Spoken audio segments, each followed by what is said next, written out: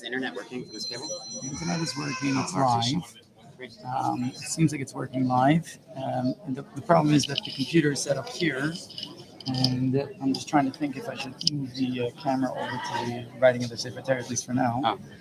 Oh. This wire. Yeah, but it's taped down. I don't want to. But once I look, if you want, it connects over there. Look, the black one connects to the blue one. But if I unplug it, then the whole screen. So I'm going to leave it for now. People will have to trust me.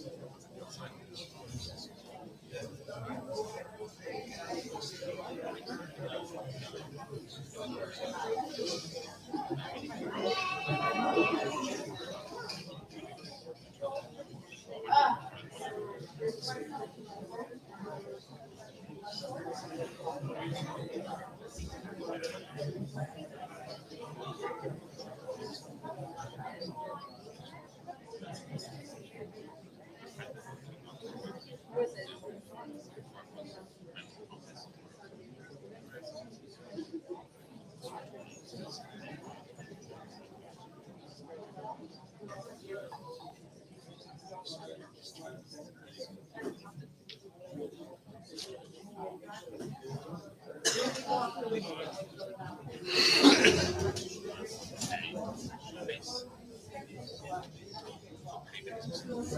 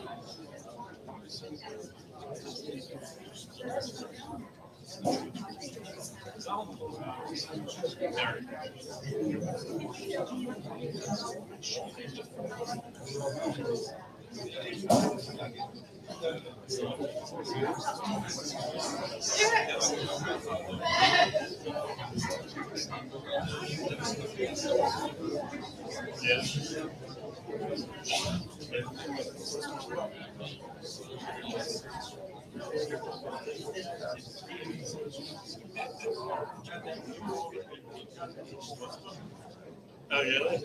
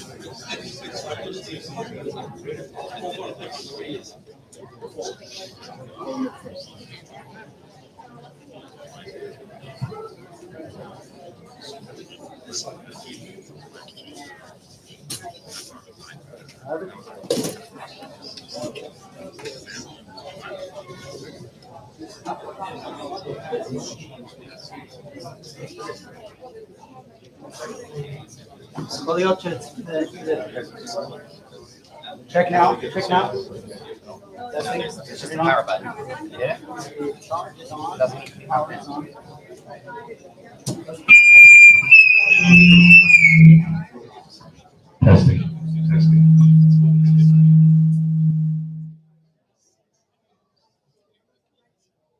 Testing.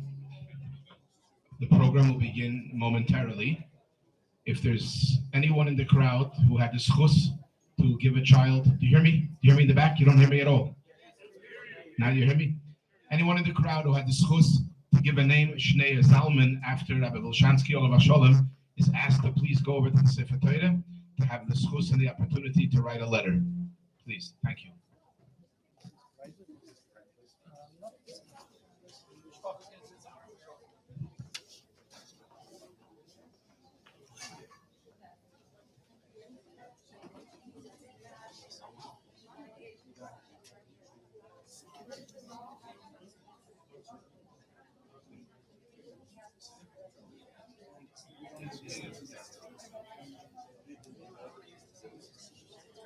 Oh, I know how to use the songs.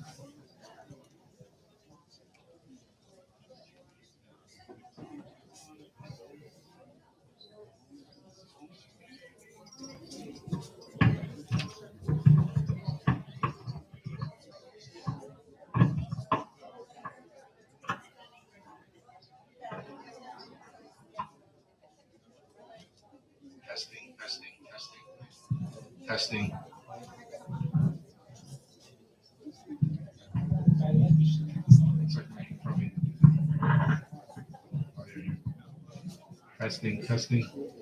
Testing. Working.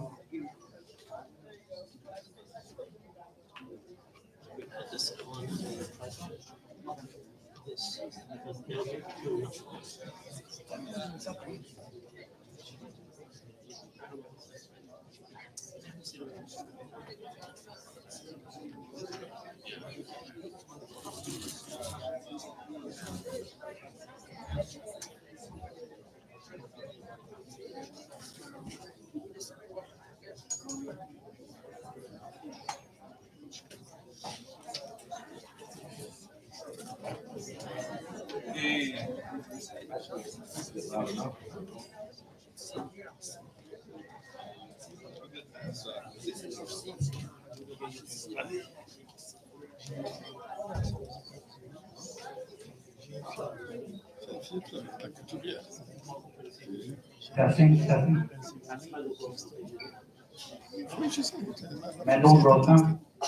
Mendel Grossman.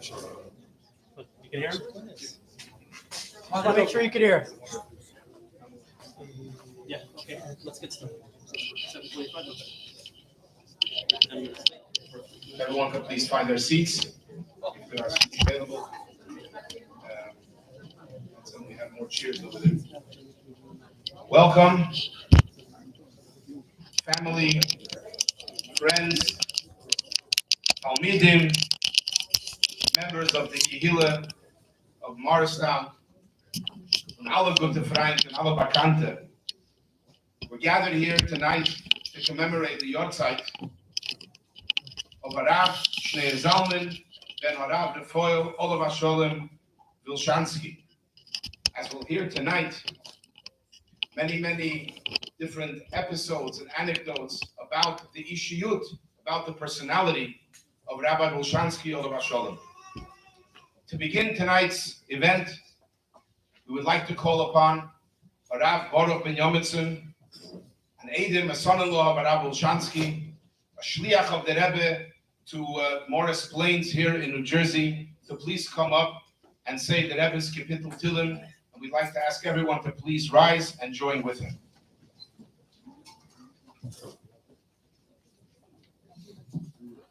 Shir Amal Lecha Nasasi as Einai Hayeshbi Bashamayim Hine Hine Avodim Aliyat Adinehem Hine Shivcha Aliyat Virta Kain Einenu Aladinoy Elahenu Ala Shifanenu Fanenu Adinoy Fanenu Kirav Savanu Uz Ravas Savalov Navshenu Alag Hashananim Abuz Ligei Gainim.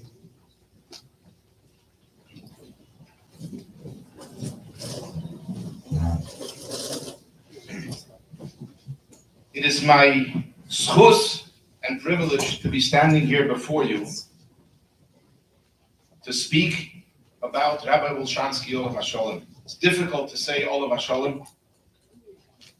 I had the schus to work with Rabbi Wilschanski, be a close friend of Rabbi Wilschanski for over 25 years. And it's with great humility that I stand before you.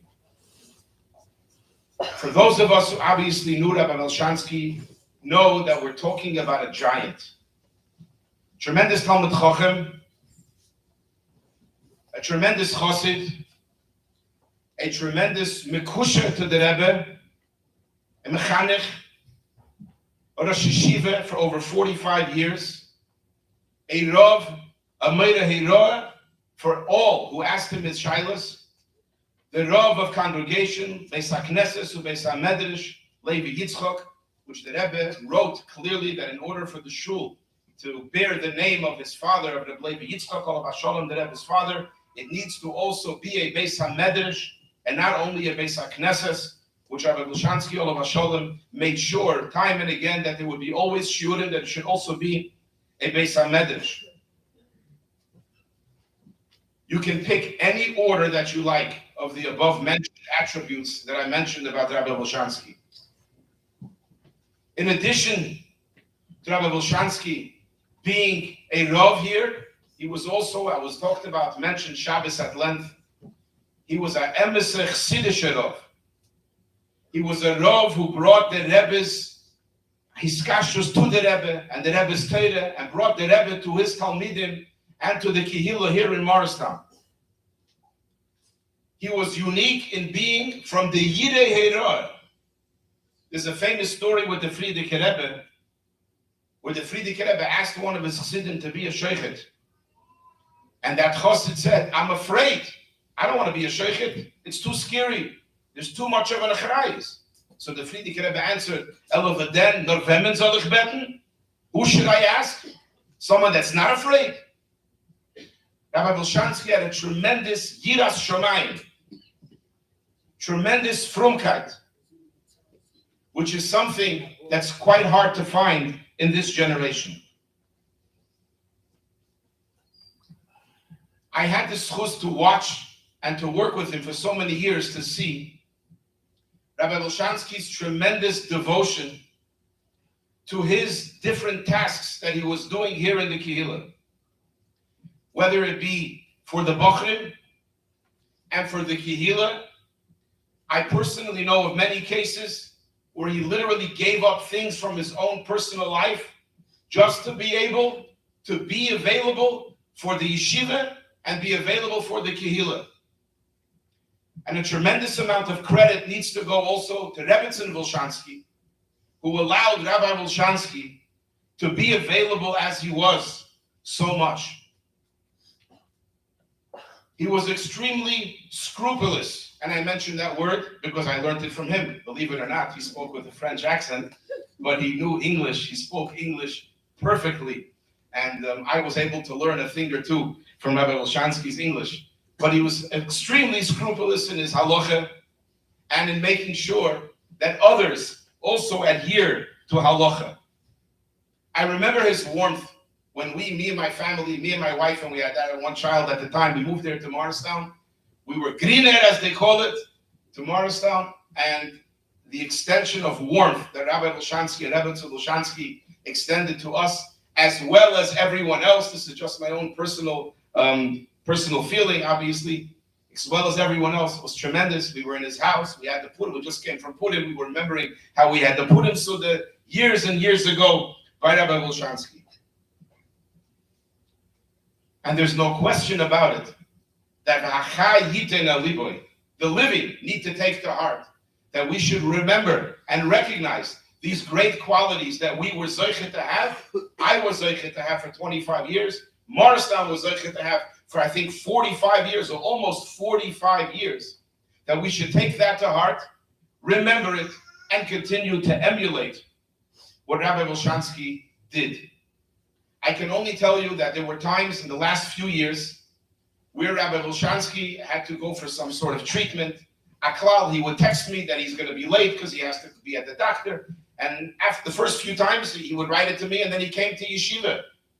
And I looked at him, and I was like, Rabbi, please go home. You look weak. Chas v'sholem. He came to yeshiva until he couldn't stand anymore. And when he used to write to me that he's going to be by the doctor, I wrote to him, please don't come. He never listened to me.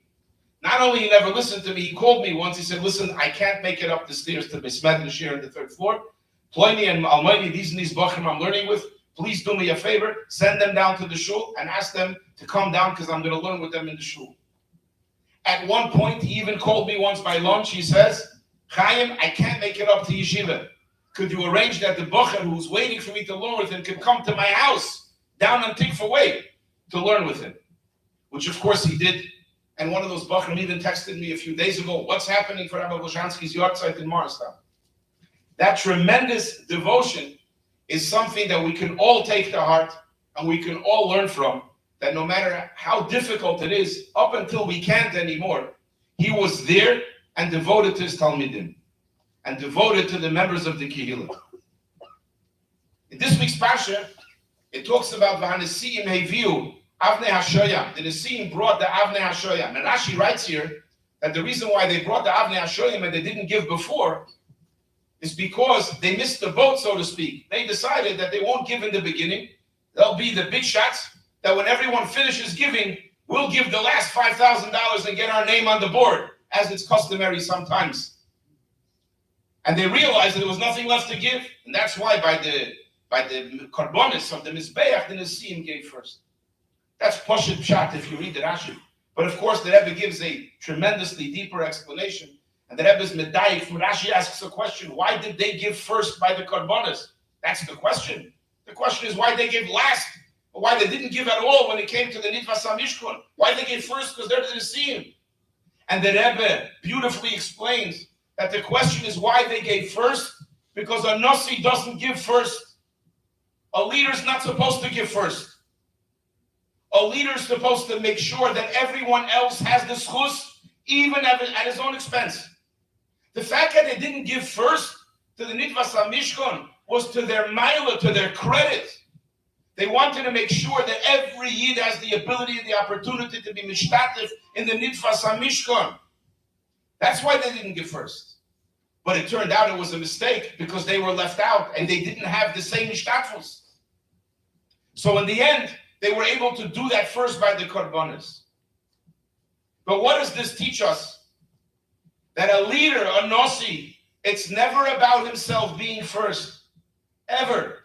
It's always about making sure the other people, the people who he's leading, the Kehillah, and the Talmidim, and his family, that they're all taken care of first. They have to be made sure to fulfill their proper mitzvahs and schusim and obligations. And only then can the leader make sure that he's also involved. I think, knowing Rabbi Wilschanski for so many years, we can clearly say that Rabbi Wilschanski exemplified and personified this midah, this attribute. He literally made sure that there was always a fabrengen, even at his own expense. Rarely did he share when he had to give something up for someone else. He didn't speak about it. But on certain occasions, he would tell me, I really wanted to do this and I really wanted to do that, but I'm not going to, because if I don't, then this is not going to work out and that's not going to work out. I had tremendous, tremendous respect for that, to see someone who was able to take care of himself, spiritually, of course, as well, and gave that up for someone else. A true leader, what the Nesiim in the times of the Mishkan were trying to accomplish. May we all be zoche that we should remember the things that Rabbi Wilschanski taught us, and we should try to emulate his ways.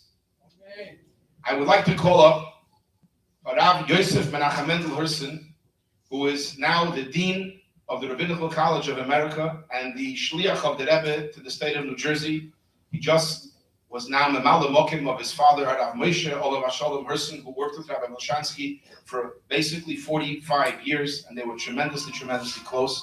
And I want to take the opportunity to give Rabbi Herson a bracha, that it should be Matzliach, L'maylo min ha-meshur, and L'maylo miderech ha-teva. Thank you.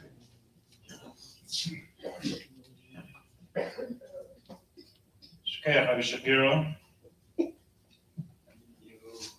laid out those points of Rabbi Wilschanski as we know him. I was probably come 9 years old when the Wilschanskis moved to Morristown. So in my lifetime, the Zal was always Rabbi Wilschanski's Zal. And in the spirit of Achayit Noliba, taking something forward, as Rabbi Shapiro mentioned, I'll point out two things. When I was in Mesivta before I got into Zal, I used to learn here in the summers. And as I learned, even once I was in Zal, Rabbi Wilschanski in the summer was much more able to Zecharayim in the Lenin, because he wasn't bothered by buses and when the Bachim are going in for Shabbos. He was able to just focus on the learning. And it was a pleasure to talk to him in the summers, during the years too. But in the summers, there weren't that many guys around he could talk. So I remember I walked over to him with a Pnei Yeshua. Must have been in the Shir Gilul Mesivta. And I asked him, I was having a problem with dropping the Pnei Yeshua. So he looks at it, he hears my question, and the way it is, sit down. He says, sit next to me, we're going to learn the Pnei Yeshua together. And I'll always remember that. How he went through, first of all, he had to first correct my understanding of the Gemara and stuff. But how he opened up that Pnei Yeshua, I walked away from his table thinking, such clarity, such longness, and it became a standard that I would at least try to aspire to, not just to learn through to be able to answer on a test, to get to the depth, to find the clarity that I walked away with that day. Aside from all the goodness and the chassidus, what I found in Wilschanski as I got older, and I started to deal with him not as a peer, but no longer as a Talmud. He's Pasha, a nice person, a very, nice human being. And when I used to speak to him, there was such a menschlichkeit there. And I remember my father came when he could no longer walk up here Rosh Hashanah, and we we wanted to set up, he'll be here himself, Rosh Hashanah. And say, if Rabbi and Wilschanski are going to be there. So that's good, because I love just sitting and talking to Zalman Wilschanski. It's just a pleasure to talk to him. Chassidish Yid, a pleasure to talk to him. And he said that all the years. So, Chalal Da'atin, take forward. We all have, I'm sure, something to take forward. I know I do. And we all owe him a lot, and we'll continue to owe him.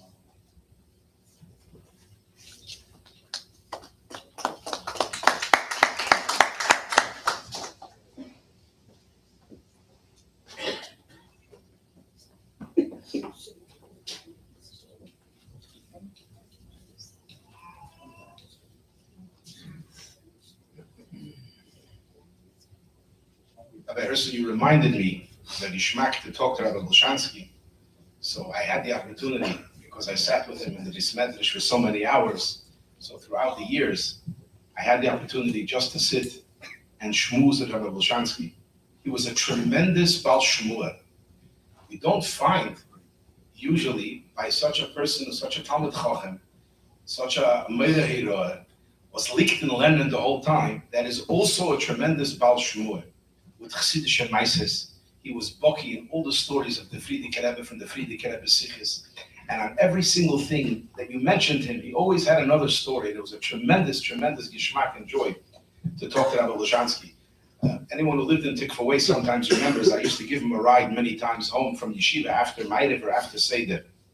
So if you watched, sometimes we still sat in the car for 10, 15 minutes after we pulled up to the house, because Wilschanski was saying a story, and then I asked him a question, and he continued, and it was never ending. Somebody said, "Okay, Shoik, we'll continue tomorrow." But mamish, really a geschmack and a pleasure.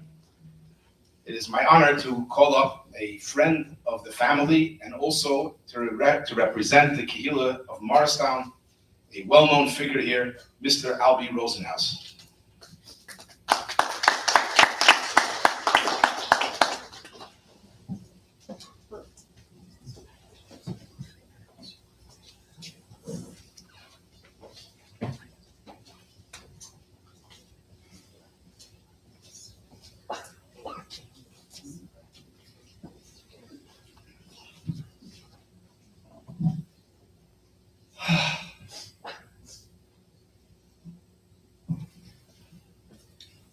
I realize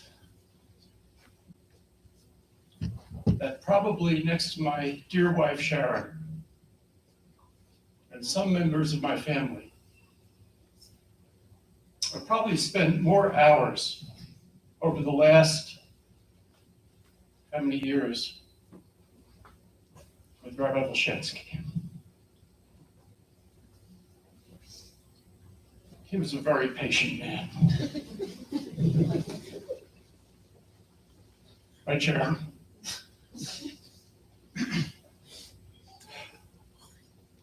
I wasn't exactly sure what I was going to say, but I want to talk about love. Because I can tell you, there is no person that I know who had more love for each and every member of this community than Rabbi Wilschanski.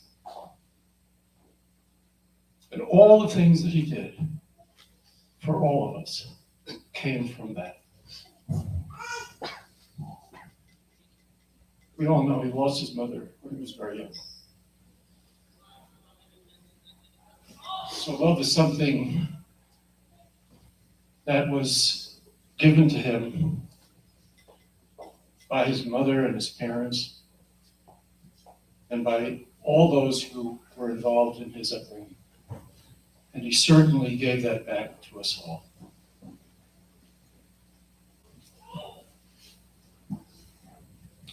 Sharon and I were privileged to have a little bit to do with the marriage of Ada and Sema. Rest in peace. I remember Rabbi Wilschanski called me into his office at home. And he looked at me He looked through me. And he said, Albie, tell me about Tzemach Kunin. I thought for a moment, not long, because it didn't take long to realize what I wanted to say about Tzemach. I said, Rabbi Wilschanski, if there is an angel come to earth, it's Tzemach Kunin. For whatever reason, which we can't know, God has chosen to have both of them closer to him at the moment. And hopefully it'll be a very brief moment, because we want them all back with us. Please, Abish, send them back to us.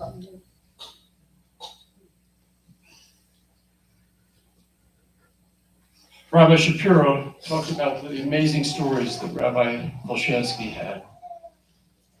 And learning with him very often one-on-one in the mornings of the last few years. I was so moved by those stories.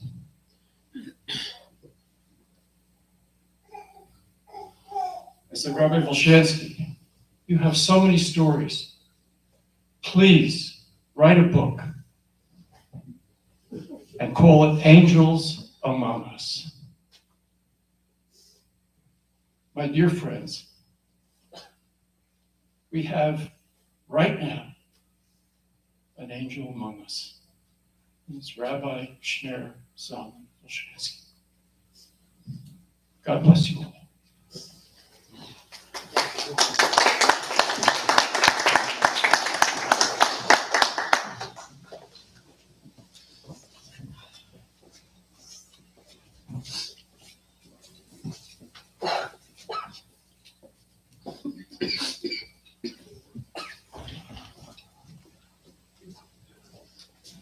Thank you, Albie. We all echo your makoshes from Hashem. Certainly bring back all the neshamas. And at this moment, I would also mention Rabbi Wilschanski's brother from Eretz Yisrael, Rosh Yeshiva in Tzfas, just recently passed away. And third brother, Chaim Wilschanski, is here. Zainab Kishet, Bono L'chaim is here. We wish them all a nechama. And Mashiach should come. We should be zeichet to be with them right away. I would like to call up, on behalf of the family, this just broke, on behalf of the family, Rabbi Vital Wilschanski, a son of Rabbi Wilschanski, shliach to Kenosha, Wisconsin. So please share with us a few words. We need batteries for this? Anyone know?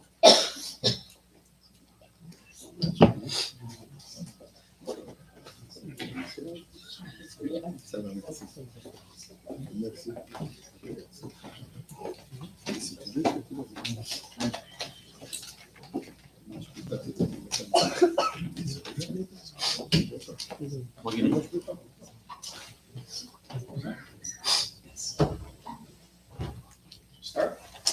You have a loud voice. Use your Wilschanski voice.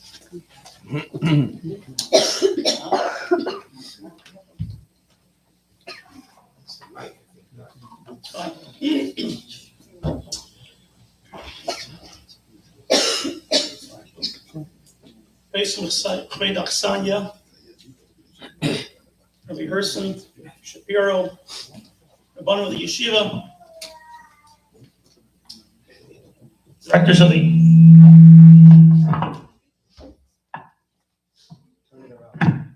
directors.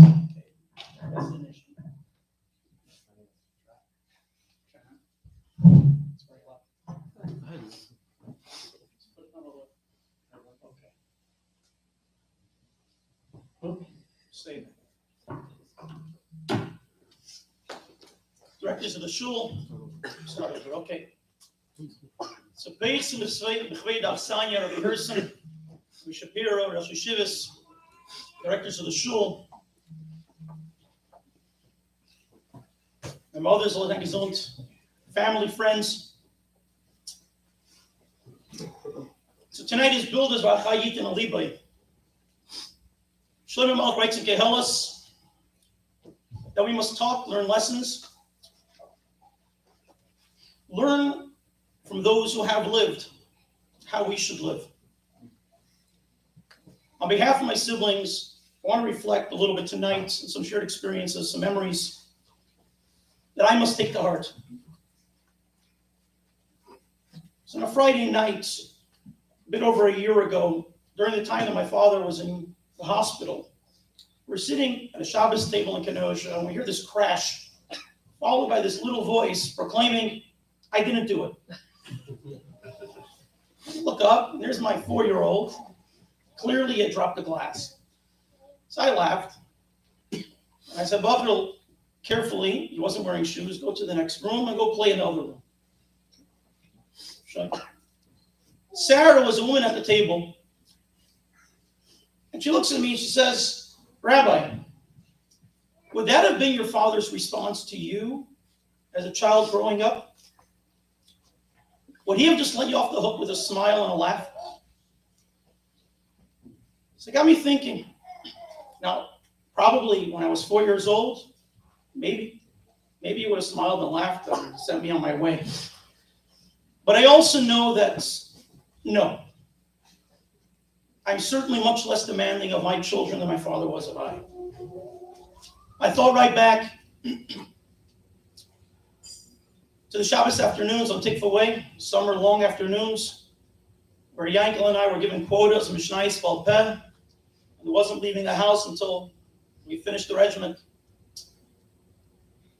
Then coming up to shul, Reiven, to my mind, all my friends were playing in the gym, and I sat there, Seydin Agunin, singing, over-singing, those that were talking perhaps, but singing. I had one strong memory. I still loved playing baseball. My classmates were all great. And one time we found this group of Little League kids. We used to play in some of the parks by the public schools. And there was a group of kids there, and we made up that we'll have a game together. We'll play a game against them. I was so excited to play first base. I was a first baseman here in Shiva Field. And that was wonderful until my father heard about it and put a kibosh on that. Also passed nicht. And it wasn't easy. I don't want to be different. It was hard. So I turned to Sarah and I said, "No. My father wasn't easy on me. However, I wish I could behave to my children the way my father did to me, but I can't. Because you see, I'm not my father. I married to grow up in a home where the dining room was split in half with svarim to create my father's office. Svarim that he cherished. As a kid, going into a svarim store, these little stores in Borough Park, and these little stores, going into a svarim store with him was literally like a kid going into a candy store. It spent hours, he just loved it. It was an office that growing up, he simply sat and learned for hours. Rabbi Shapiro just mentioned it, but talking about his learning, I do want to bring up and mention his unique chavrusa that he had all the years growing up through yeshiva. Yesterday was the end of Shiva for my dear uncle in Eretz Yisrael, Wilschanski, who was my Rosh Yeshiva as well for 2 years. In Chassidus, talks about a tzaddik b'tovlei. How do you ascertain if a love is a consummate love? How do you know if it's complete? The way you do that is by judging how you relate to the things that your loved one loved. The love of these two brothers that they had for each other was evident in the way you translate it to the next generation. I and all my siblings were recipients of that love from my uncle. And of course, the way they spent their time together, at least as Bachram, was learning. Lively, loud, singing. We heard about it during Shiva. He came to 770, created quite a scene, evidently. I was told that Ebed noticed it and commented on it as well. Growing up, I never woke up before my father. He was out of the house to mikveh and davening in the early minyan.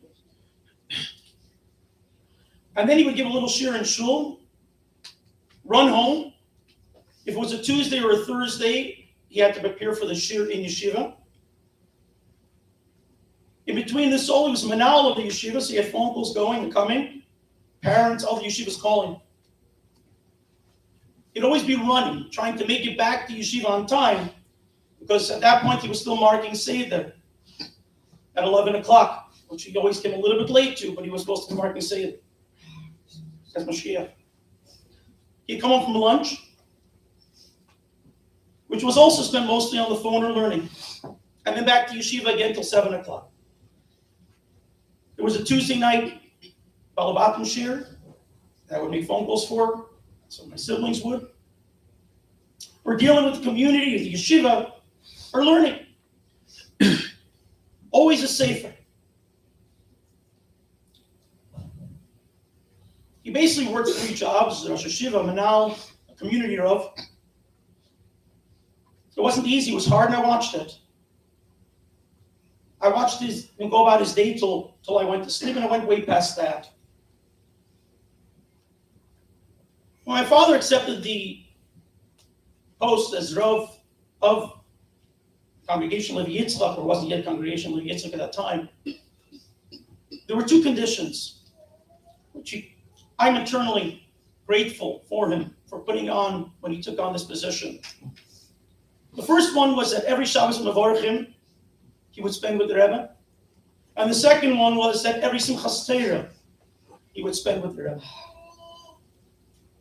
On those trips to New York through my childhood, my father's unrelenting strictness with me was on full display again. But again, it's something I'll forever remain grateful to him for. There was no missing Kabbalah Shabbos. There was no missing Shabbos morning davening or fabrengens by the Rebbe, long fabrengens. There were many shtiblach around. There were cousins, friends to play with. But you have none of it. My father had a fantastic seat by fabrengens. He sat in front of the Rebbe, 3rd row to the left of the Rebbe, or to the Rebbe's right, I should say. 3rd person in. That was his seat. Every Shabbos Mevorachim, I sat there on the bench with my feet dangling on his lap for countless, thousands of hours, countless of hours of fabrengen. As a child, that wasn't easy. Thinking about it now, was probably harder for him having me sit there than it was for me having to sit there. But for him, it was a zay und nicht anders.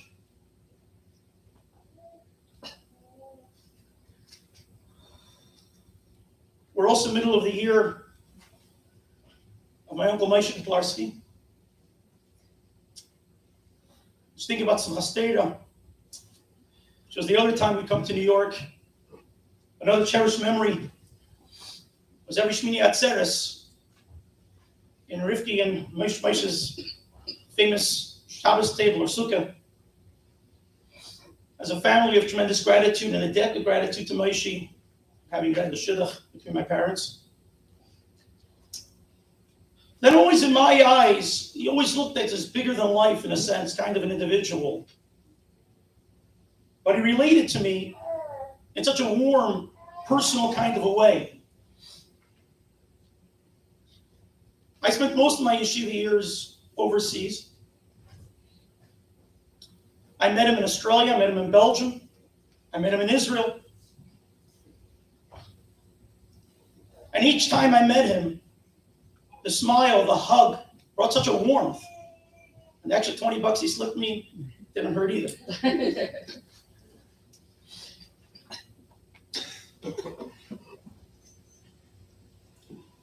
I thought that my father was Meshuggah from.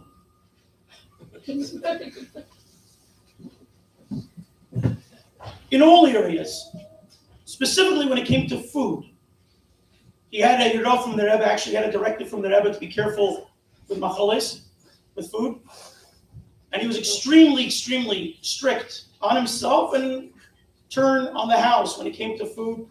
But it was really in all areas, mikveh, davening b'tzibur, minhagim. He had such a love for mitzvahs and for doing mitzvahs behidur. The joy of waking up early on a Sukkot morning after a long Sukkot Beis Hashem, to schlep up to yeshiva, to go to the mikveh, to come back to the sukkah, to pull out that esrog that he spent 2 hours picking and spending more money than he can afford to buy. And the joy in his face when he took those esrog and made a bracha, leaves such an impression, and it leaves its mark. Just pure joy of a mitzvah. Talking about sukkahs. Thank you, Albi. You made our lives a little bit easier because we used to scavenge through the Mars dump looking for schach until we were finally able to start having a little an easier go at it. We should have for that. But he also verbrained a lot about frumkeit. Verbrained about it. One of his lines he used to say, "Nicht mit dem bist du a chassid, das makes reden nach heute." Ashkenaz Siddur starts with Baruch Shomer. Lubavitch Siddur starts with Hoyt Baruch Shomer. He said, "Oh, Lubavitch, you can talk a little longer." Nicht mit dem bist du a chassid. Another line of his used to ring often was Shomer nafshi ki chassidani. Used to say David HaMelech was saying, "Guard my nefesh because I'm a chassid. Don't allow my chassidischkeit to be an excuse for breaking halacha. To stay up late if I bring it, and then the next morning wake up late and miss my tradition was an oxymoron. How's that chassidischkeit? How's that Yiddishkeit? Shomer nafshi ki chassidani. Don't allow my chassidus to be an excuse."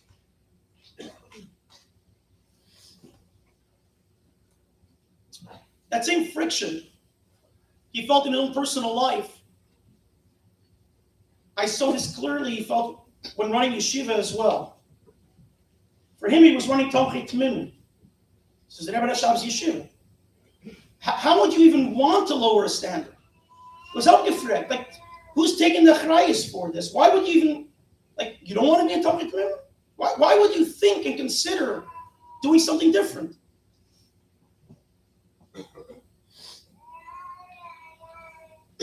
But yes, it was hard.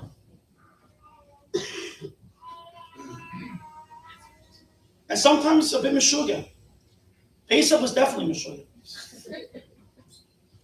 He had a medical condition from as a child on.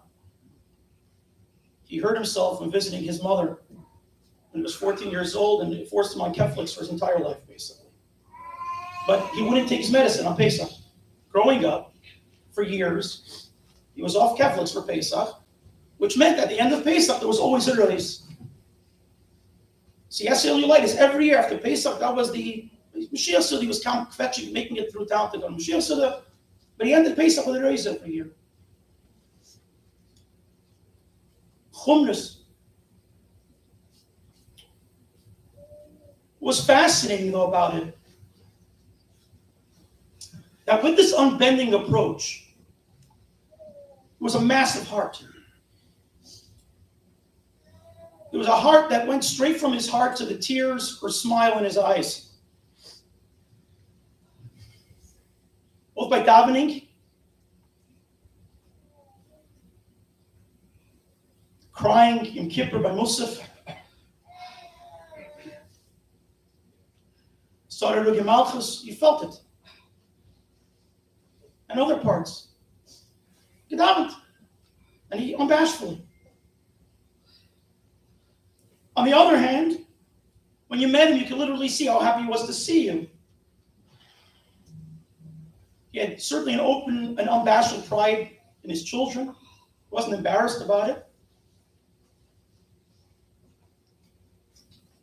But for others as well, for general family and friends, my mother always had this line growing up that from Morristown to Crown Heights, it's an hour trip.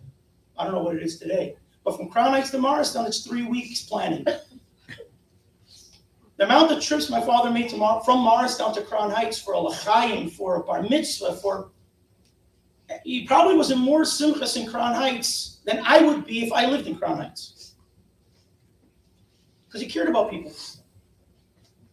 So he schlepped.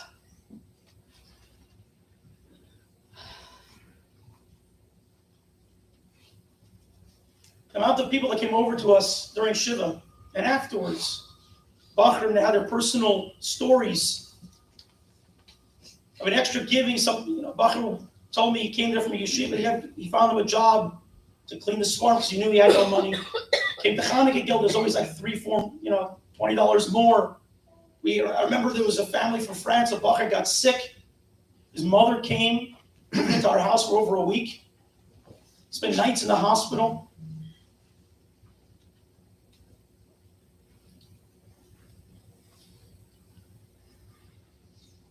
What was the foundation of this all? Where did it stem from? Certainly nature, nurture.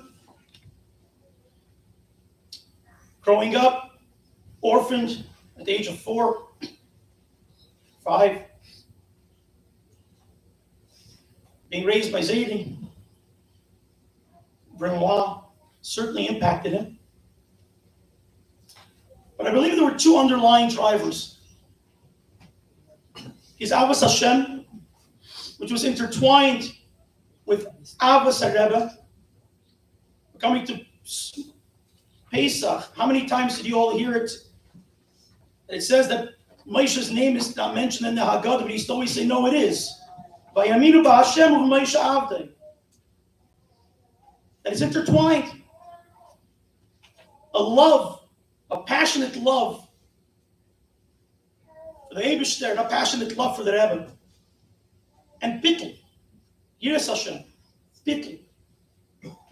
If I bring often about the Rebbe starting Tivus Hashem, that children are already soldiers in Hashem's army. If I bring often bar mitzvahs, his go-to speech, I'm guessing till now, was he used to talk about how the Rebbe would give a bracha, it should be a chassid Yerushalayim and Lamdin. And there wasn't always the bracha. Because technically, it should be chassid, Lamdin, Yerushalayim. Learn even if you're not a Yerushalayim. But the Rebbe changed it to chassid Yerushalayim Lamdin. Because chassid Yerushalayim Lamdin spells out a chayil, a soldier. And the Rebbe gamat soldaten. Subserviency. Kabbalah soul. Just do it. Which for him summed up a love for the Rebbe, which made being a shliach most important thing in his life. I kept him sharing stories of the Rebbe. He would never give a speech like I just gave. In his close to 50 years giving speeches, it was always a sikha, always a fabringen. He had a love for the Rebbe and he shared that. Always. But along with that, just a soldier. A chayil. So I turned to Sarah and I told her, my father was certainly harder on me. After Akafis in 770, at 2 o'clock in the morning, where he had to go to his own Akafis afterwards also, he schlepped us home going into the sukkah by Nachman Friedel on the porch to sit down to a full formal Yom Tov meal with nigunim and to wake till 4 in the morning, to wake up at 9 because you have to go to Shachas, the half empty 770. We're the only kids there. Also, everyone's asleep. We were there. A soldier. But along with that, while it wasn't easy, there was love. There was passion and love. So I have no resentment. And I never did. Because I saw him demanding of himself way more than he ever demanded of me. And if I don't demand of myself, how can I demand of my children? So on a night like tonight, of Achayit in the Libre,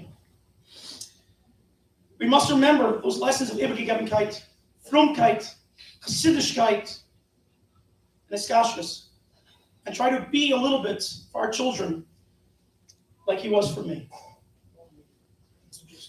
This moment I'd like to call up an extremely special friend of our family. The Rebbe spoke about having a Refi Yedid. And when there's a question, a medical question, you should go to a doctor who's a friend.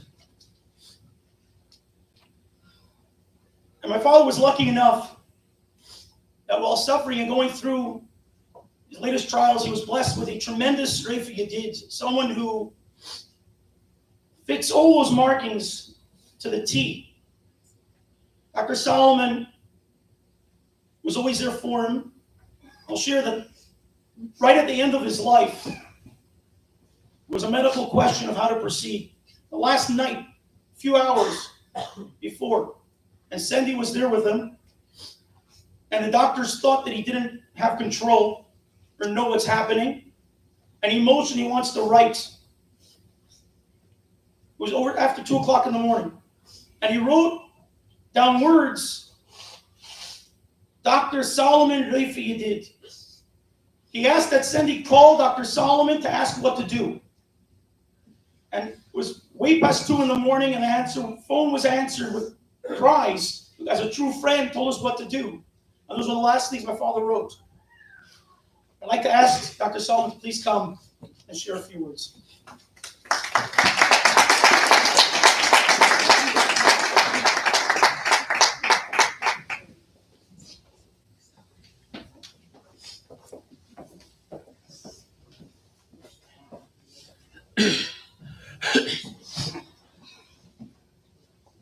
First of all, thank you for the honor and the privilege to speak to you tonight.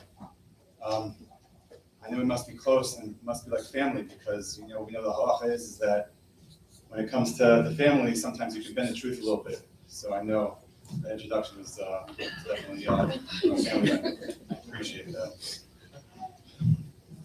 I was asked to say a few words, and I'm humbled to say a few words in front of you. And the truth is that I was so excited to come here and just learn more about Rabbi Wilschanski, because I knew him and I knew the family, but there's so much more that I just didn't know. So many people that knew him from his times in France, many years here, many of his Talmidim and his Chaverim, and it made me think, he's such a special person. How can I speak and how can I say something in such a short amount of time that could do justice to what I learned? Just to hear from you guys is so powerful. But in the way that I spoke to Rabbi Wilschanski, we have to be mitzamtzim sometimes. And if I had to be mitzamtzim, who I don't think I have many chidushim to say. I don't think I have anything unbelievably new to say to people here, but some things that stood out to me, if I had to be mitzamtzim who Rabbi Wilschanski was, it would be something that comes up throughout the parashios of the last few weeks and the next few weeks. And again, we hear the words, in 2 words, if I had to summarize Rabbi Wilschanski, chacham lev. He was a person of a chacham lev. And to me, chacham lev is something that it's hard to put into words. What is a chacham lev? Maybe it's close to my heart as a heart doctor, but chachma, lev, what exactly is it? But sometimes you kind of just know it when you see it.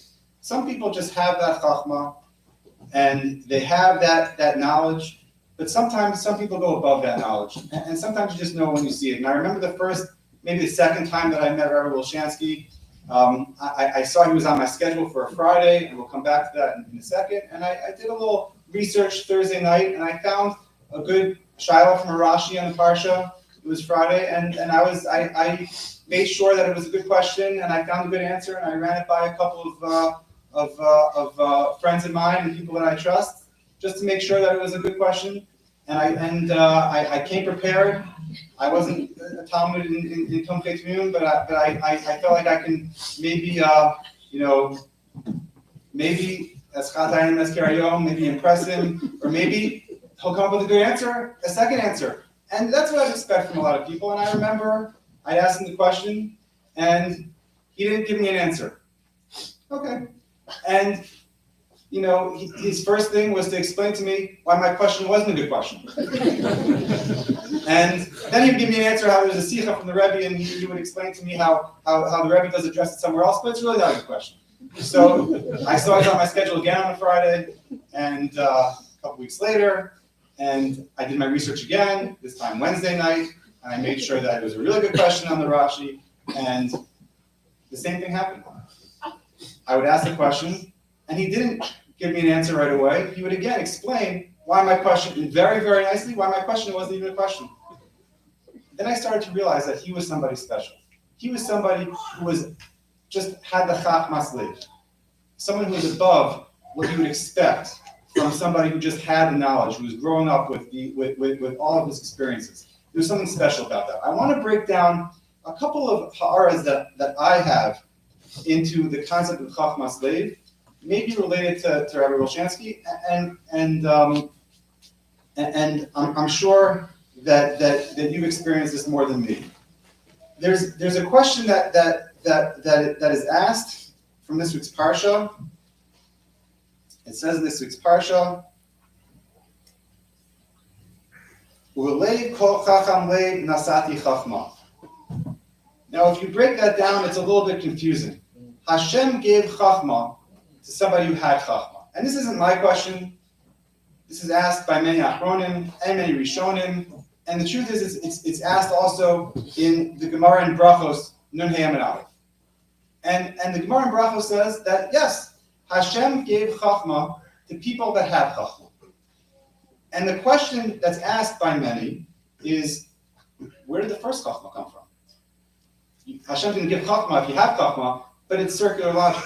It will never actually come to an end. And perhaps in the proper Rabbi Wilschanski way, we can answer this question with a question. We know in Pirkei Avos, it says, 4th parak, 1st Mishnah, Ezu Chacham. And if I were to go through all of Shas and I were to try to delineate the merits that make somebody a Chacham, I would find many sources for an age requirement. I would find sources for how much you have to have learned, how much time you must have put into it. But that's not what the Mishnah says. The Mishnah says, Ezeu Chacham, halomei mikol adam. Who is somebody who is a Chacham? Who is somebody who really has a Chachma, whatever Chachma is? Somebody halomei mikol adam. There's a disconnect there. Chachma, how could Chachma be something that's acquired from somebody who just learns from other people? On the surface level, this epitomizes the few years that I've known Rabbi Wilschanski. He was somebody who had a deep understanding of Torah, both halacha and hashkafa, chasidus and others. But no matter what, he was always interested in learning, in listening, in hearing. I want to take it a step further. Rabbeinu Yonah asks this question to some degree, and he says that what does it mean, halomei mikol adam? Shekol kachu ohev es hachachma mis'aver aleha, sheshoa lechol adam, ve'af umi she'en yodea, ki im davar echad levad yilmad oso mimenu. There's a she'ifa, there's a drive. This is what somebody was brought here for. That was clear. And it was clear not right away to me. It was clear after a while when I started to figure out that he was only making appointments on Friday. And after I kept asking more Rashis and getting more answers about how they weren't questions, somebody had mentioned to me, he never mentioned it to me, that it had to do with the fact that he was learning yeshiva, and he was going to do everything he can to spend all the time in yeshiva that he can. He would have the ritzifos and the amelos no matter what. Many people point out that chachma and leiv are incongruent. You know, we don't think even in Chazal, chachma doesn't come from the leiv. The leiv is a feeling, it's the hargasha. Chachma is the moach. And to some extent, modern science is no different. We know that the heart is very interesting. I happen to like the heart a lot, but the heart, it's doing the same thing day in and day out. It's it's bumping. It's not thinking. It's just doing its job. It's a good chayil. It's just making sure that you're up on time for davening and nothing fancy. But this is what Chazal mean when they say that maybe the most important pasuk in the Torah is Es hakeves ha'echad taseh b'boker, Es hakeves ha'sheni taseh ben arbaim. And we used to talk about Hasidus a little bit. We used to talk about, I explained to him that I wasn't the biggest Hasid out there. But it was clear to me that what I would think about as hakeves ha'echad taseh b'boker, as hakeves ha'sheni taseh ben arbaim, the ritzifos, the hislavos, the love, maybe you would hear in a more litvish yeshiva. You wouldn't expect that from somebody who had the knowledge and the depth and the breadth of Hasidus. The way that he was able to intertwine both of those, to me, was out of this world.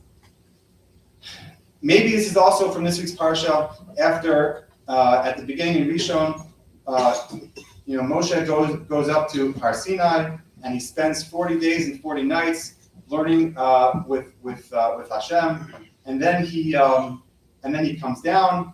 And right beforehand, the pasuk says something interesting. Vayitain Hashem al Moshe, that Hashem gave to Moshe. And there's an interesting Shmos Rabbah, which I heard recently, that says that every day of those 40 days, Moshe learned and forgot for 40 days and 40 nights.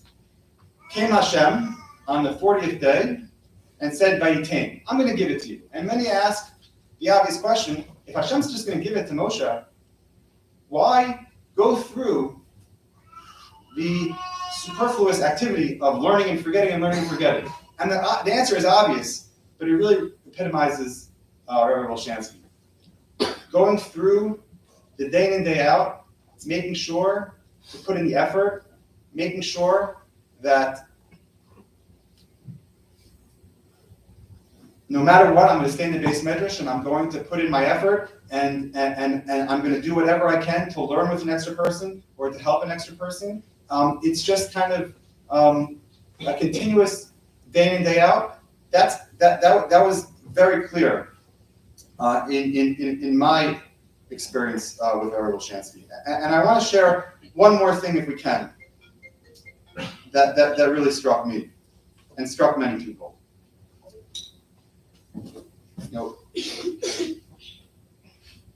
In Malachim Aleph, Parak Gimel, we know that Shlomo is offered from Hashem the ability to ask for whatever he wants. It says, Vayomer Elokim Sha'al Ma Etein Lach. Hashem says, tell me what you want. A couple psukim later, the way I learned it, I don't know if it's taught this way in Tom Ketmim, is he asked for Chachma. Shlomo asked for Chachma.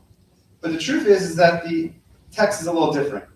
Shlomo says, V'nasata l'avdecha leiv shomea. All he wants is a leiv shomea. He just wants to be able to have a leiv shomea. I'm not going to define it because I don't think I can define it properly. Okay, that's what Shlomo asked for. Comes a couple psukim later, and Hashem says, Hinei asisi kidvarecha, I did exactly as you wanted. Hinei nasati lecha leiv chacham. Hashem says, I gave you what you wanted, I gave you leiv chacham. And the question has to be asked, that wasn't what Shlomo asked. Shlomo said, I want a leiv shomea. I didn't want a leiv chacham. How do we answer this question? I want to offer an answer based on Pirkei Avos, Perek Beis, Mishnah Tes. It says, Tzuru, Ezo hiderach yishar sheyidbak bo ha'adam. What is the way, what is the proper path that a person should be dovik? And Rabbi Elazar says, Leiv Tov.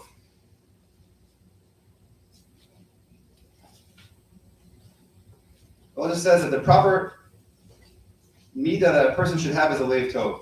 And nothing can, for me, describe my experience with Rabbi Wilschanski than somebody who's a Leiv Tov. And I can't define it for you. And yes, it includes somebody who is humble.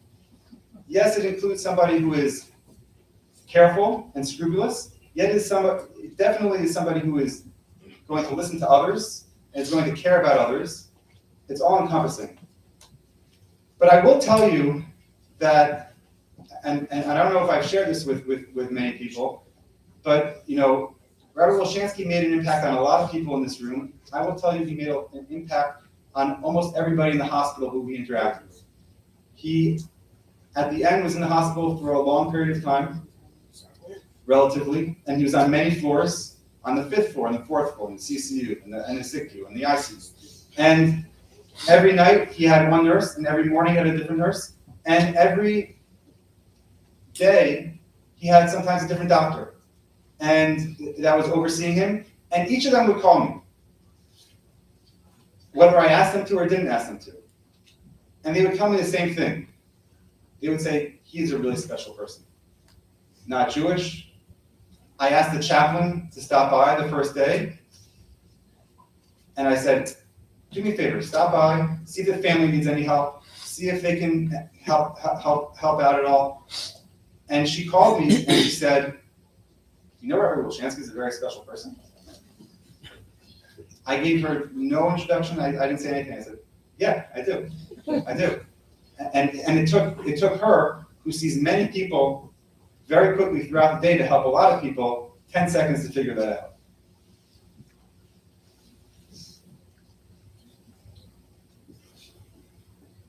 It wasn't just in the hospital. When he would come to the office, he would make an impression on my staff who weren't Jewish. They would come over to me afterwards and say how special a person he was. And when they found out that he was nifter, a couple of them broke down crying. He touched so many people, not necessarily actively, not necessarily by reaching out to them, just by his personality, just by who he was, and by what he stood for, and how he conducted himself. But when I read this Rabbeinu Yonah, to me, it just encompassed everything. It spoke for itself of who Rabbi Wilschanski was, and if you'd indulge me for 2 minutes, I just want to read it. Rabbi Elazar Omer Leiv Tov. What is a Leiv Tov? So Rabbeinu Yonah says, Harav Moshe ben Maimon, the Rambam Zechron Levracha, Perish, Shezosi Malas Tipen Amidos. That Leiv Tov is the ultimate type of amido. Bishadei Osav Shal Adam Nivyosam Min Alev. Vizman Shal Libo Tov, Kol Midasav Yisharos V'deos Nefonos, V'nimsa Sameach B'chelko, Mischaber Im HaTovim V'eno Chavetz Ela B'davar Sheyesh Bo to Oslo Hafsed. This itself, by itself, was who Rabbi Wilschanski was. From the Leiv Tov, everything comes from there. That's where the happiness comes. That's where the Yahrtzeit comes from. And that's where Sameach B'chelko comes from. And there's no question that he was Sameach B'chelko. The Emes Ki Hadavar Kain, who could degrade them, and the Rabbeinu Yonah takes it a step further. He says, that is true, that what the Rambam says, it's not the whole story. What is a Leiv Tov? Rotza Lomar. What is it exactly? Midas haratzon. Zeu hasavon. That's someone who's patient. She'eno k'tzar ruach. That isn't a k'tzar ruach. U'misrachek midas hakas. He distances himself from the attribute of anger. U'meshiv b'man nerach. When he answers softly. Achki yasu lo davara yisbelehu ve'ein mar b'fiyu. Kichiko mamtakim v'kulo machamadim. I think this Rabbeinu Yonah was written for Rabbi Wilschanski, I have to say. We say that the Shir Shifcha is Yud Beis Chodesh. And it's true, psychologically, and it must be true because Chazal said it. But to me, it's not going to be true. Because it has to be that his Yahrtzeit is during these parshas. Every time I hear Chacham Leiv, every time I hear the phrase Chacham Leiv, it's just going to be a natural reaction to everything. In Shmaso Tzorah Chaim.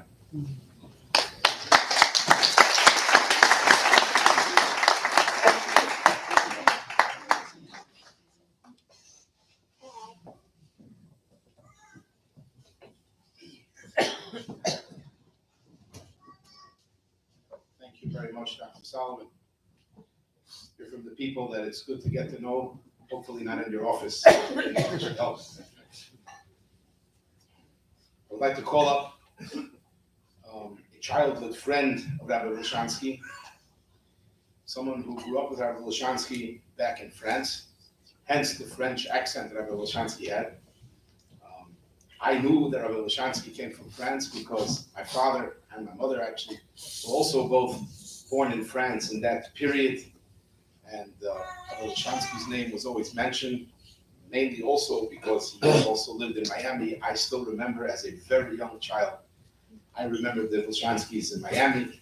And afterwards, as Sally mentioned, Rabbi Wilschanski sat on the third bench, my father sat on the fourth bench, and I was on the lap behind Rabbi Wilschanski, probably fighting with Levi and Yankel, whoever was sitting there at the time, I would imagine. Brings back the memories. But I would like to call upon Rav Susha Zilberstein, the Shliach from the Rebbe in Montreal, to please come up and share with us a few words.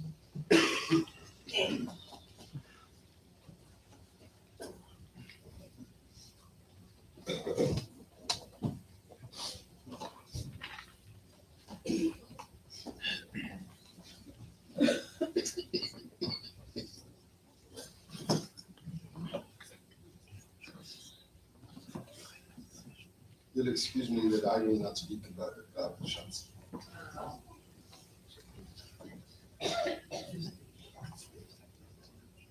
To me, it's Zalman. Always was, and always will be. And one thing I'm sure, Zalman is telling me that Zusha Hakish. And he's thinking that this whole event, what are you guys wasting?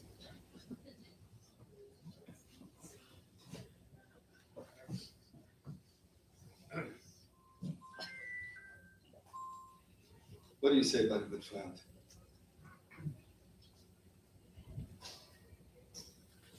We've heard all these special qualities of him.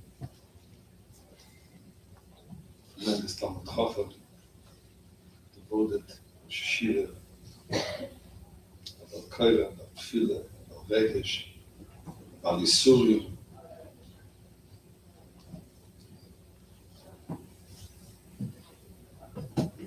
His commitment, his devotion to each and every one that he came in contact with. And I said, Reuben to Morristown a few months ago. I told Reuben, go to Morristown, I have a good friend and he'll take care of you. And from what I understand, he did.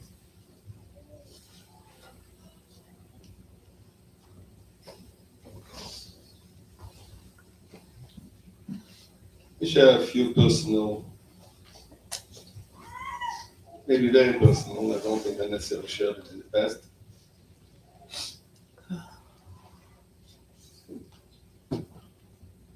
I arrived in Brunois, Tafshin Chaf Hei,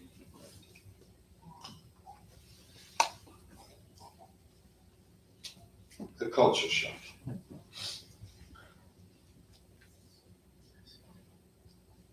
Let me just put it in this way. Excuse my example.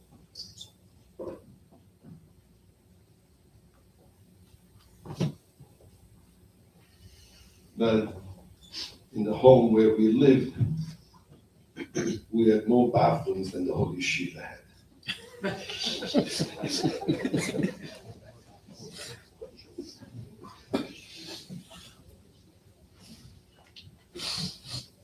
And I was welcomed into the Wilschanski Palace. The only room in the whole building, in the dormitory, is the upstairs, that they actually had running water.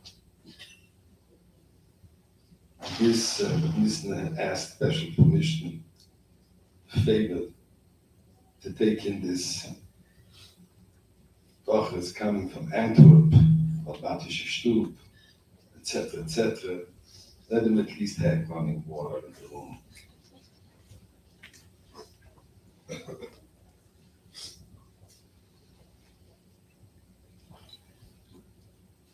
the culture shock was not just the language. I remember arriving in years. I did speak Yiddish. I didn't know what they were talking about. No, we come with the Bahn, with the train. How come you have a schlap and a casket? And I didn't know what they were talking about. So it was like I was lost. But more than anything, I was lost to a new world. Such terms that I never heard before. I told him, Chassidus, Iskashus, Rebbe, Iskafia, remember that's Benoit. Kabbalah Sale. That was foreign to me. So the ones who led me make the transition, excuse me, from Napoleon Triebke to enter in the Turkish meaning of my two good friends.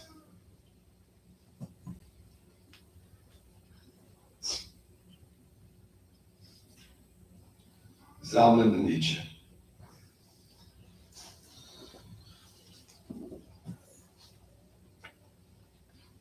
And his friendship never broke, never ended.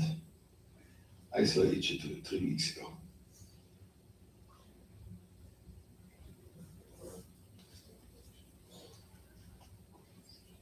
Zalman in his sensitivity, his particular Edelkeit, realized, I don't know what's flying. So one day he explained to me, what is the meaning of atomic? I was either too proud or too embarrassed to ask.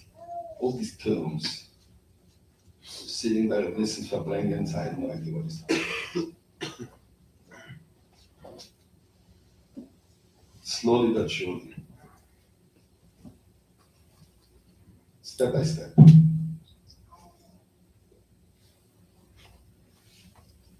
As I said, Zalman and Nietzsche, because they were inseparable.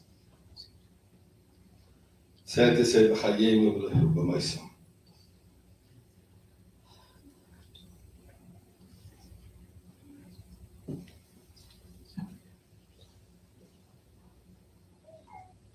Together with the teasing, but with his particular sensitivity, in realizing that I possibly need help and I'm too proud or shy to ask, always explain to me.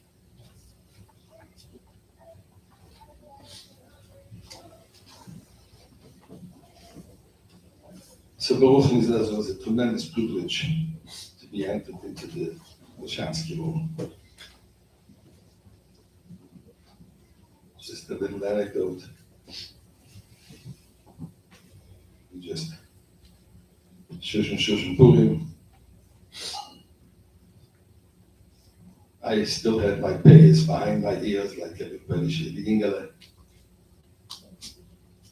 And although the one who did it was not Zalman and Nietzsche, I think got Itzel Goldberg, the Shishiva Nikolai to do it. But I know they were behind it. And just a Purim afternoon, coming behind me, snipped off my left paya. Okay. So I turn around to Itzel and I say, Itzel, excuse me, today's got better. Itzel. Sein Schkarzeer, schneid auf die zweite Recht. Doch dann wirst du haben, ist this nefesh. This you're gonna do yourself. And I knew that Zalman was behind it. He gave me a lesson. You need some serious nefesh to become a husband.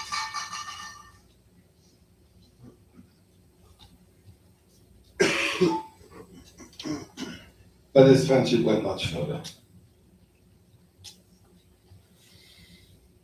Samuel was one who prepared me the first time when I went to the repetition for Zion. Although the rest of the Putzi came for Tishri for reasons, Belgian army, I couldn't come for Tishri. So I decided to come for Shavuos, for Zion. Samuel made sure to send a letter, I think, to Nachman Shapiro. It's a good appeal, to take care of him.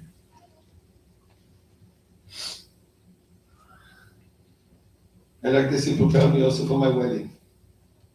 At that time, there was no official classes, etc., etc. Salman was there with his edelkeit and his sensitivity, Chassidishkeit, his way of speaking, his tznius, his halacha, his edelkeit, his frumkeit. Talking about frumkeit. For a while, I used to send you. Salman, for some odd reason, decided that the milk from Montreal. Yes, he felt the cows are holier. The milk from Montreal are more kosher. The apples are chumra though. So for a while I used to send cheese till it all chopshin gedruckt. It wasn't a game. It was fun. It was fun.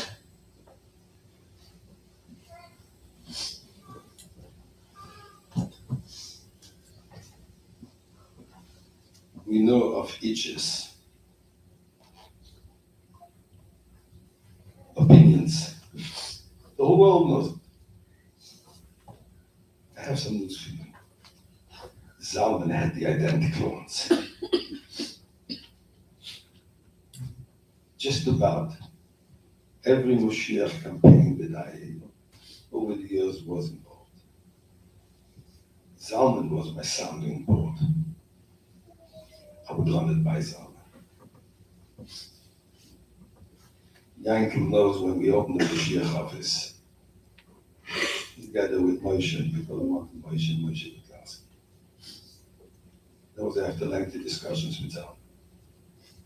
And Zalman agreed, yeah, Yankel should be the one to run it.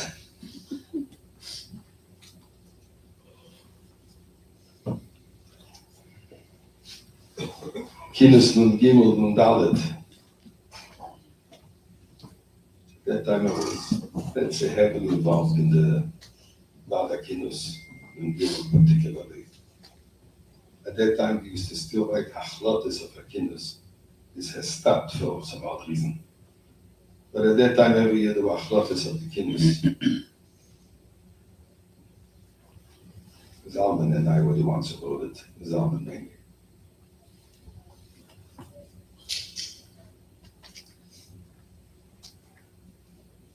We came to the campaign of Kabbalah and Malchus a few years ago, with Rabbanim, Rosh Yeshivas, and Mashpim from all over the world signing on to it. Again, Zalman wrote the Nusach, or I should say, corrected the Nusach.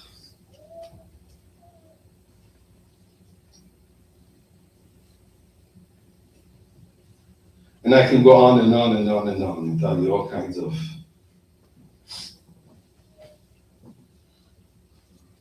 Mashiach campaigns and Pu'ulis. We started the Teres HaGeula website on Erchin in Yad Moshiach. And I knew that Amber wasn't feeling well. I might have known more even than you children do. And Itche was telling me, Sag nicht Zalman wie ich viel sage, and Zalman was telling me, Sag nicht Itche wie ich viel sage. They were protecting each other, the one should not know from the other.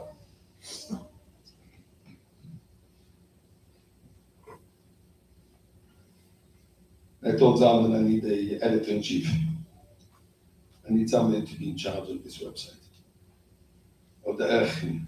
We're going to create an encyclopedia online of subjects of Inyan Mashiach in serious learning, not just quotes and Maramukayas, but topics written properly, which Baruch Hashem is starting again.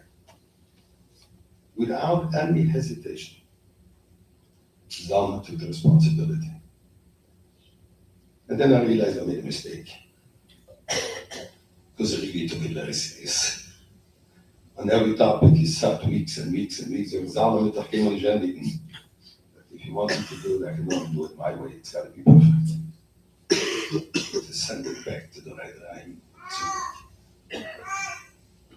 There we saw his Geheimnis in Nigle, Chassidus, the Siddhis forever.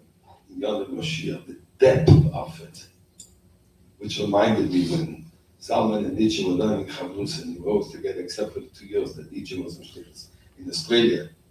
And you mentioned it earlier, the whole 770 flex, they had a shrine, because of parking. It really felt like Matan Torah.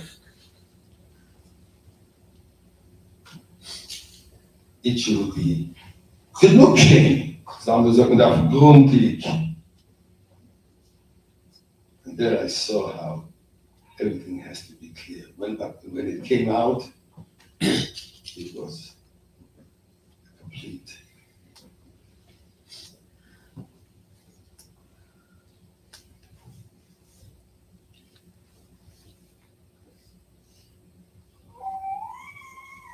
As I said 2 weeks ago, I spent some time with each in the hospital.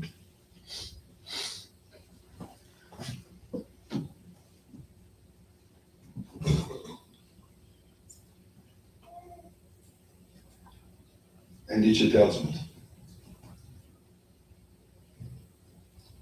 the Meise Salmen hat mich weggelegt. Guten Tag.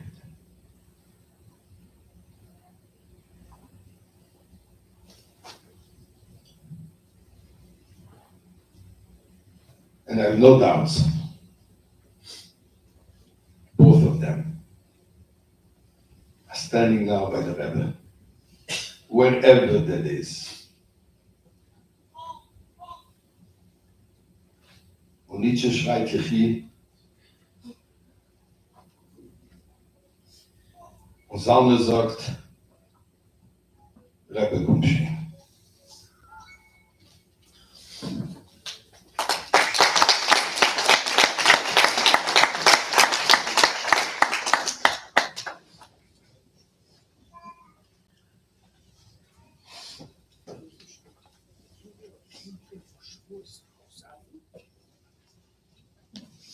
Thank you very much.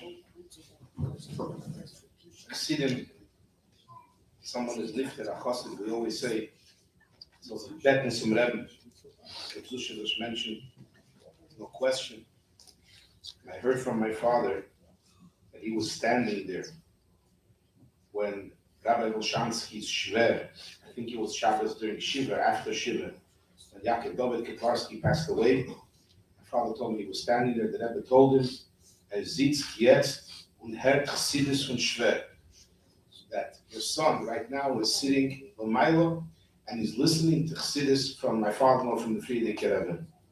There's no question about it that Rabbi Wilschanski is sitting together with other Chassidim and listening to Chassidus from the Rebbe without a question. I just want to add, you said wrote and then edited. So I don't know if anyone mentioned it till you mentioned it, that Wilschanski was a professional writer. Halotzadik, I don't know how you translate that. Anytime I needed to write something proper, professional, for example, we had to invite the chief rabbi from Eretz Yisrael to come here to officiate by the Chag HaSmicha. So I had to write a letter. They told me, so write a letter. How do you write a letter? I know how to write a letter. So I went to Rabbi Wilschanski. So to me, du schreiben. You write it and I'll take care of it, which is what I did. And I wrote something up, of course, and then he took it apart and rewrote it. And when it was retyped, it was a whole different letter. It was mentioned also that he cared about making sure that everyone did things right. I still remember one of the first years when I was in yeshivas, he came over to me, he says, I want you to give a shir. It was before Pesach, he was asking each one of the Alolam, like a shir, give a shir clothing on different topics. So he asked me to give a shir. I'm like, once I could come, I just came, I come giving a shir the other day. No, you give a shir, I'll sit down with you. Sure. He says, come. So I sat down and he taught me. how to give the shear, but I remember he was beikir, don't do this, and don't do it like that, and make sure that this is how you do it. So after the first time he came over to me, he gave me a few pointers and a few tips. After 2-3 years, he says, "Beseda, you don't have to come back. You don't have to come back to me." But he cared. He wanted to make sure that everything was done. There's no question that that this is the Yahrtzeit, not the first, but the final and only Yahrtzeit that we're going to be celebrating for Rabbi Wilschanski. Because Be'ezer Hashem, by the Shana Haba already, by next year, we're all going to be in Yerushalayim Ben HaKodesh. Zenoi, Neinu, with Rabbi Wilschanski, Sheibona Beis HaMikdash, Nidin HaYontiv, B'Shulchot Tziyim, B'Rachamin, and we'll have Tchias HaMesim, and we'll be together with our Rebbe. Amen. We're going to conclude now with Ma'ariv. We need how many minyanim? 6 minyanim? With Rabbi Mendy Herzl, right? We'll have 6 minyanim and Rabbi Wolf, 7 minyanim. 7 minyanim, so we'll split up into different parts, or in the dining room, in the shul, and here in a few places. And we'll make 7 minyanim. And tomorrow is this Achnos Seveteda, correct? In Crown Heights? Siyum Seveteda. 398 crowns. 398 Crown Street, whoever's around. And we should be zeicher, the coming of Mashiach Tzidkenu, take it from Miyad Mamish. Good evening.